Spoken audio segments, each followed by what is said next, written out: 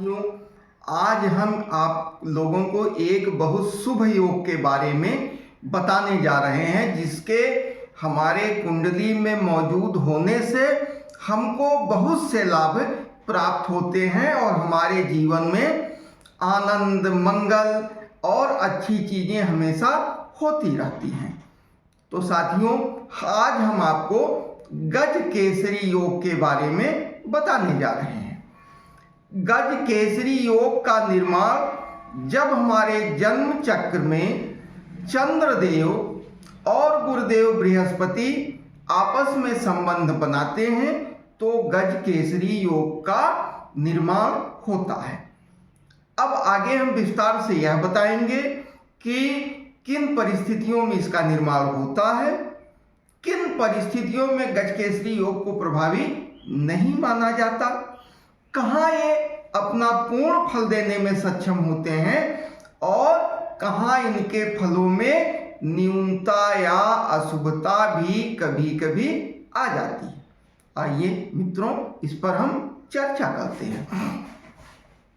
हमारे जन्म चक्र में जब केंद्र भाव में चंद्रमा और बृहस्पति एक साथ होते हैं या एक दूसरे पर पूर्ण दृष्टि डालते हैं तो गज केसरी योग का निर्माण होता है।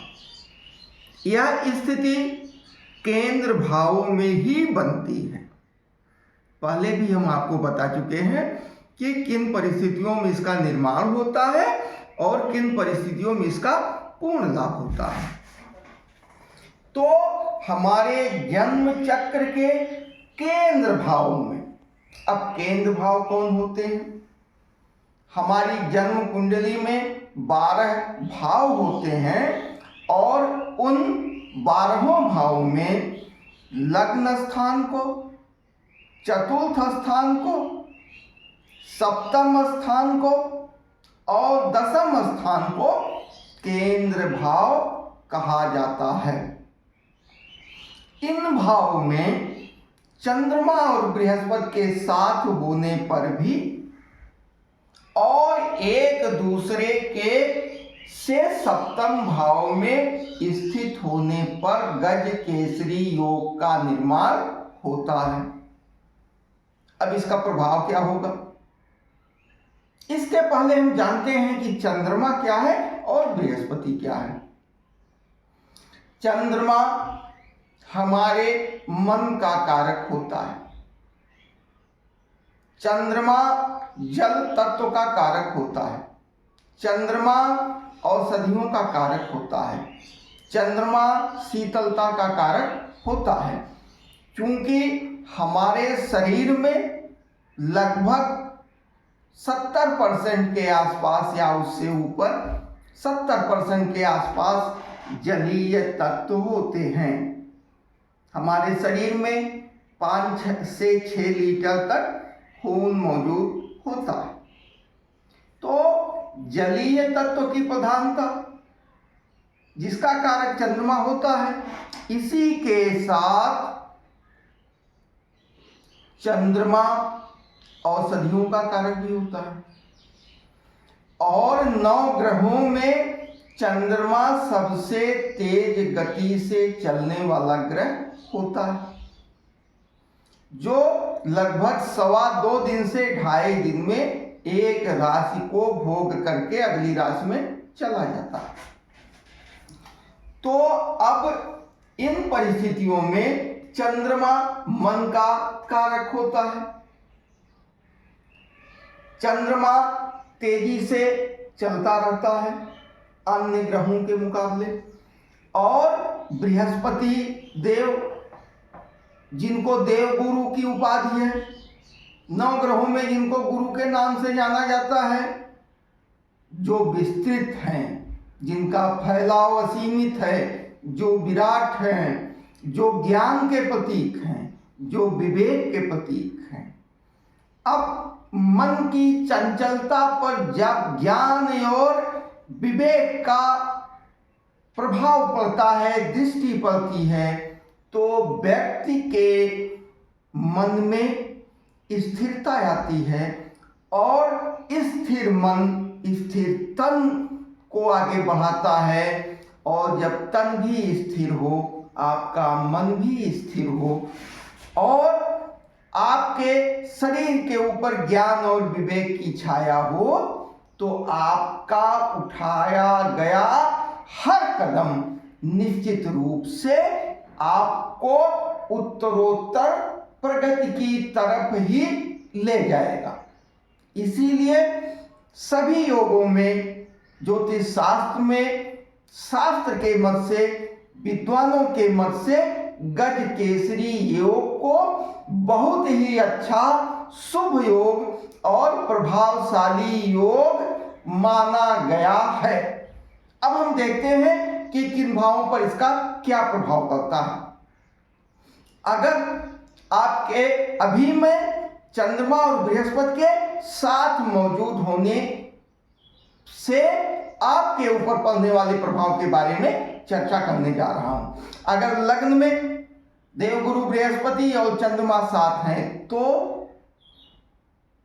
चूंकि माना जाता है कि देवगुरु बृहस्पति जिस स्थान पर मौजूद होते हैं उस स्थान की हानि करते हैं। हानि का मतलब मेरे अनुभव में आया है कि वहां उस भाव से संबंधित कारक तत्वों के प्रति आप थोड़े से लापरवाह हो जाते हैं और आपके ज्ञान और विवेक के प्रकाश का फैलाव और सामने की तरफ और अगल बगल में होने लगता है। लेकिन गज केसरी योग तन भाव में, लग्न भाव में बनने पर व्यक्ति सुंदर होगा, मन से स्थिर होगा, आकर्षक होगा। आकर्षक क्यों? क्योंकि जब आपके मन पर देवगुरु बृहस्पति का प्रभाव रहेगा, तो ज्ञान और विवेक जो आपके चेहरे और शरीर से प्रदर्शित होगा, कार्यों से प्रदर्शित होगा, तो आप आकर्षक व्यक्तित्व के स्वामी हो जाएंगे और आपका शरीर कोई भी ऐसा कार्य नहीं करेगा जिससे आपका नुकसान हो, क्योंकि आपके मन पर देवगुरु बृहस्पति के विवेक का और ज्ञान का प्रभाव पड़ रहा है। इसी के साथ चतुर्थ भाव में अगर देवगुरु बृहस्पति और चंद्रमा एक साथ मौजूद हैं, तो आप माता के प्रति आपका प्रेम रहेगा, आपकी मन एकदम निर्मल रहेगा, आप एकदम पवित्र रूप से अपने माता का सम्मान करेंगे। दिखने में थोड़ी सी लापरवाही हो सकती है, लेकिन आपके मन में अपने माता के लिए पूर्ण सम्मान और प्रेम रहेगा, क्योंकि काल चक्र की कुंडली में चतुर्थ भाव में चंद्रमा के द्वारा शासन कर्क राशि होती है। वाहन के बारे में, मकान के बारे में, भूमि के बारे में, भवन के बारे में जो है और अन्य भूमि संबंधित प्रॉपर्टियों के बारे में जो भी निर्णय आपका होगा वो शुभ होगा।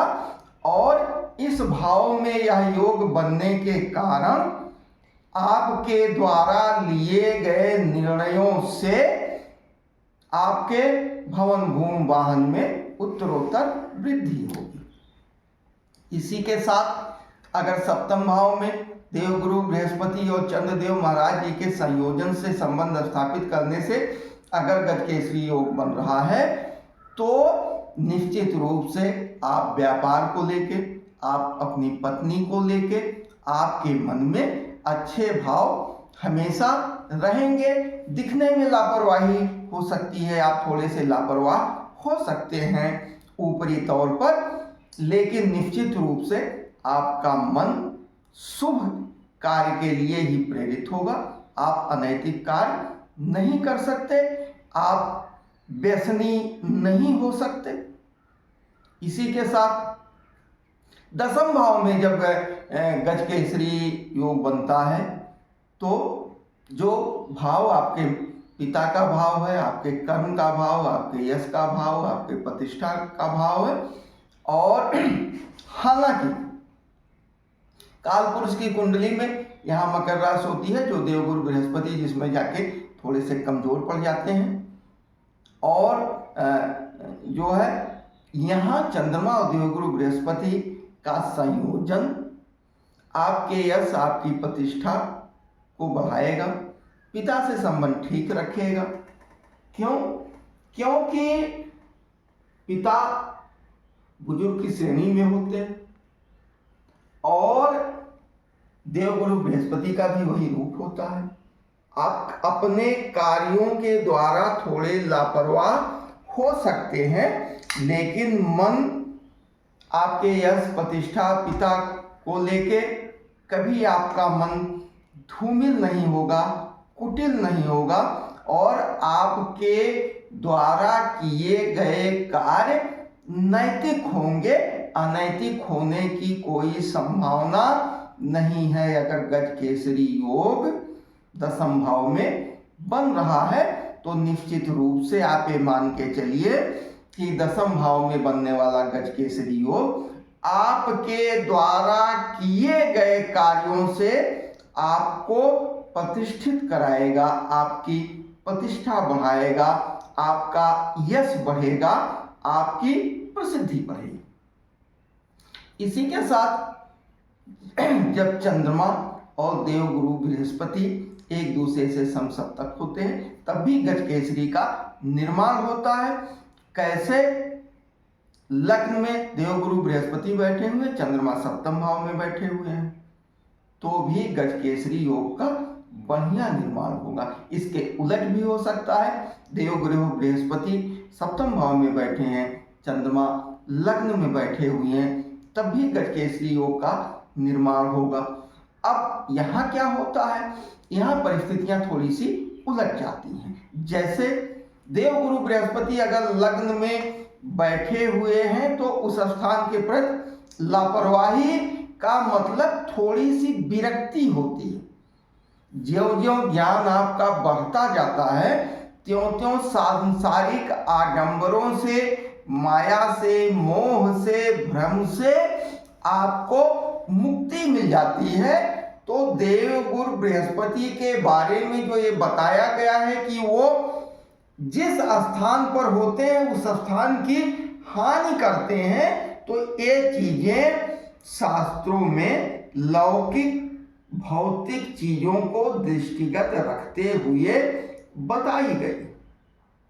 क्योंकि गृहस्थ जीवन में व्यक्ति को अपने प्रारब्ध, कठिनाइयों, समस्याओं से जूझने के बाद जब उनको एक दीप प्रकाश की तरह ज्योतिष दिखाई देता है, ज्योतिष के विद्वान दिखाई देते हैं, तो वह व्यक्ति अपनी समस्याओं को लेकर ज्योतिषी के पास पहुंचता है।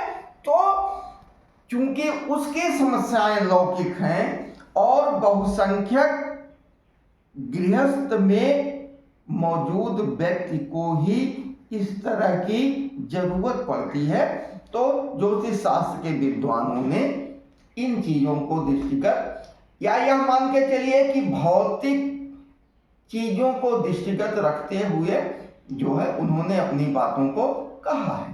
तो ज्ञान और विवेक के मालिक देवगुरु बृहस्पति लग्न में बैठ के जब सप्तम भाव को देखेंगे तो आपके व्यापार, आपके जीवन साथी को बेहतर बनाएंगे और वहाँ मौजूद चंद्रमा पर अपनी दृष्टि डालकर, चंद्रमा जो अस्थिर होते हैं, जो गतिशील होते हैं, मन हमेशा चलता रहता है, मन चंचल होता है, मन में स्थिरता नहीं होती है, तो इन चीज़ों को लेके आप अपने जीवन में जीवन साथी के प्रति, व्यापार के प्रति स्थिर रहेंगे। और चंद्रमा की शीतल दृष्टि देवगुरु बृहस्पति पर भी पड़ेगी, आपके लग्न पर पड़ेगी, तो वहां भी चंद्रमा के शीतलता का प्रभाव दृष्टिगोचर होगा। और चूंकि लग्न में बैठे हुए बृहस्पति ज्ञान, वैराग्य, विवेक को बढ़ाएंगे, तो कभी कभी जो है एक स्थिति के बाद जो है व्यक्ति वैराग्य की तरफ बढ़ सकता है। ज्ञानवान तो वो जन्मजात होते ही हैं। इसी के साथ चतुर्थ भाव में अगर देवगुरु बृहस्पति हैं और दसम भाव में चंद्रदेव हैं, तो चतुर्थ भाव में बैठे हुए देवगुरु बृहस्पति और दसम में बैठे हुए चंद्रदेव एक दूसरे पर पूर्ण दृष्टि के साथ जो है गजकेसरी योग का निर्माण करेंगे। और यह योग आपके भूमि, भवन, वाहन, मकान, यश, प्रतिष्ठा, पिता से संबंधों में बेहतरी लाएगा, वृद्धि करेगा। और दोनों शुभ ग्रह एक दूसरे को अपनी शुभता प्रदान करते रहेंगे, इसमें कोई दो राय नहीं है। इसके उलट भी हो सकता है कि चंद्रमा चतुर्थ भाव में हो, देवगुरु बृहस्पति दसम भाव में हो, तब भी जो है दोनों एक दूसरे को शुभता प्रदान करते रहेंगे।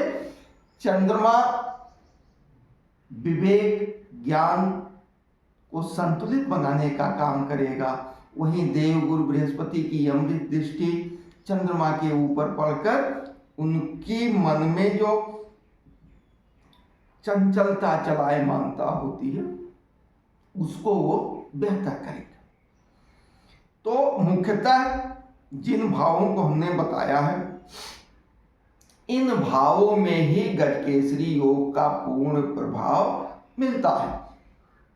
अब ये चीज मैं और स्पष्ट कर देना चाहता हूं कि किसी भी जातक की जन्म कुंडली में अगर चंद्रमा 11वें भाव में है और देवगुरु बृहस्पति सप्तम भाव में है, तो 11वें भाव में बैठ के चंद्रमा की पूर्ण दृष्टि पंचम भाव पर जाएगी और वहीं सप्तम भाव में बैठे देवगुरु बृहस्पति की पंचम दृष्टि 11वें भाव में जाएगी।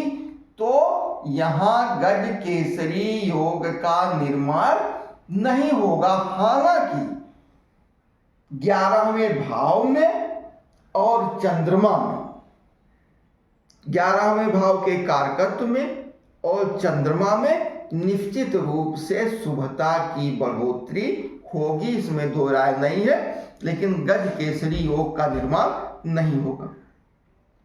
तो इस तरह से चूंकि देवगुरु बृहस्पति को 3 दृष्टियां पंचम, सप्तम और नवम भाव को अपने स्थान से देखने की दृष्टि प्राप्त होती है, तो इन भावों में जिस भी भाव को देखेंगे, जिस भी ग्रह को देखेंगे, उसकी शुभता को बढ़ाने का कार्य देवगुरु बृहस्पति करेंगे और अशुभता में न्यूनता लाने का कार्य देवगुरु बृहस्पति करेंगे। कुछ परिस्थितियां और हो सकती हैं कि ये एक दूसरे के समसप्तक हो सकते हैं, जैसे कि देवगुरु बृहस्पति अगर खष्टम भाव में बैठे हुए हैं, चंद्रदेव द्वादश भाव में बैठे हुए हैं, तो एक दूसरे से सप्तम दृष्टि से, पूर्ण दृष्टि से एक दूसरे को देखेंगे। लेकिन गज केसरी योग का लाभ पूर्ण रूप से यहां नहीं मिलेगा। इसका एकमात्र कारण है कि इस योग के अधिकाधिक शुभ फलों की प्राप्ति जब यह योग केंद्र भाव में बनता है तभी होता है, और त्रिखडाय में इस योग के बनने से बहुत शुभ लाभ नहीं मिलते। हाँ, अशुभता में कुछ न्यूनता आ सकती है, या खष्टम में बैठे हुए देवगुरु बृहस्पति की दृष्टि सप्तम दृष्टि द्वादश भाव पर पड़ रही है, तो निश्चित रूप से यह मान के आप चलिए कि आपके द्वारा जो व्यय होगा वो व्यय नैतिक होगा, धार्मिक होगा, बेफजूल नहीं होगा, गैर जरूरी नहीं होगा, अच्छे कार्यों के लिए व्यय होगा।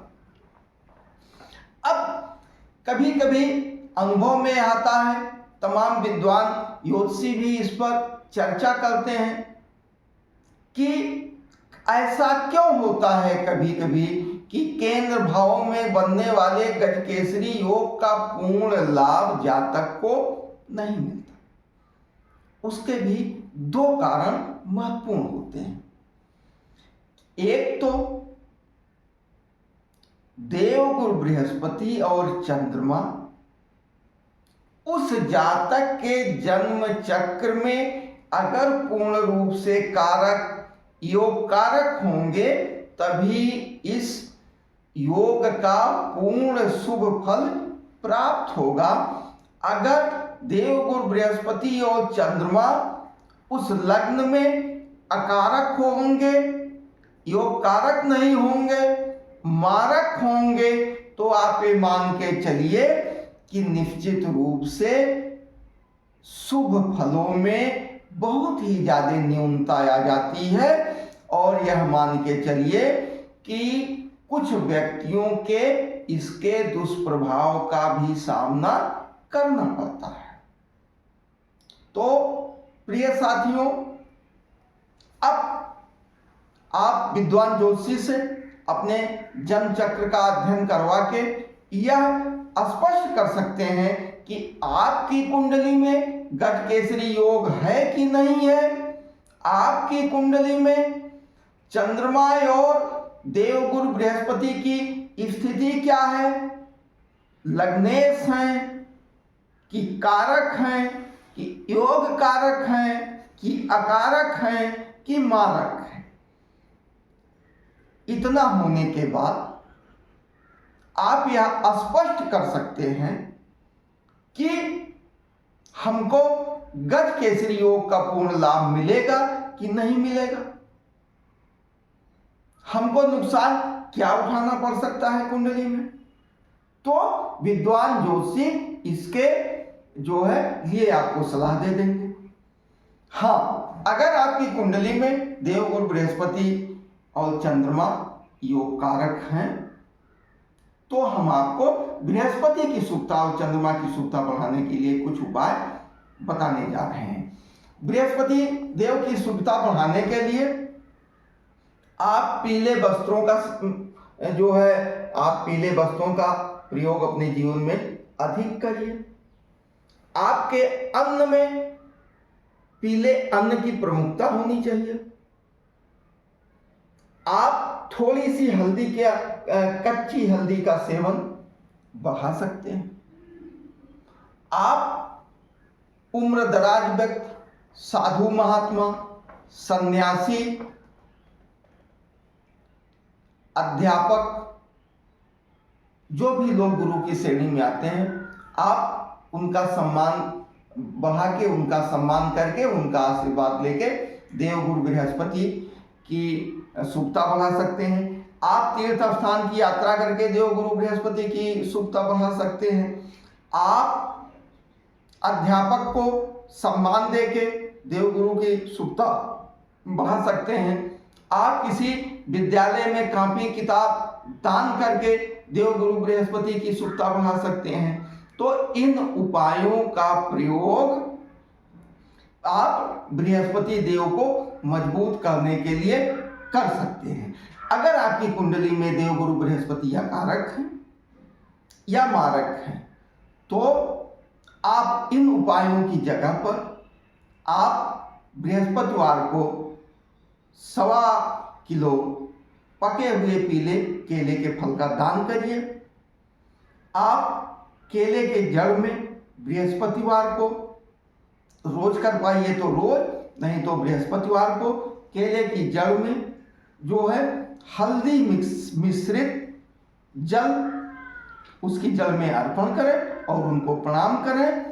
और देवगुरु बृहस्पति के मंत्र का भी जाप आप कर सकते हैं जो हम आपको बता दे रहे हैं। आप 2 मंत्र हैं, एक आराधना का मंत्र है, एक बीज मंत्र का है, जो भी आपकी सुविधा में हो वो आप कर सकते हैं।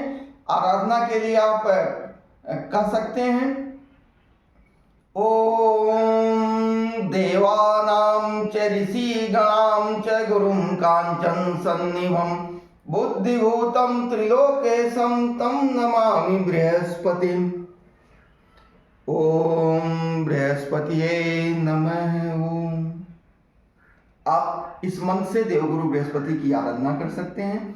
पुनः मैं आपको देवगुरु बृहस्पति का बीज मंत्र भी बता दे रहा हूं, जिसका जाप करके आप, अगर आपकी कुंडली में देवगुरु बृहस्पति अकारक हैं, तो इनके अशुभ फलों में न्यूनता ला सकते हैं और शुभ फलों की प्राप्ति भी कर सकते हैं। तो मंत्र है ओम ग्रां ग्रीं ग्रौं सह गुरुवे नमः। इस मंत्र का जप करके आप देवगुरु बृहस्पति को प्रसन्न कर सकते हैं।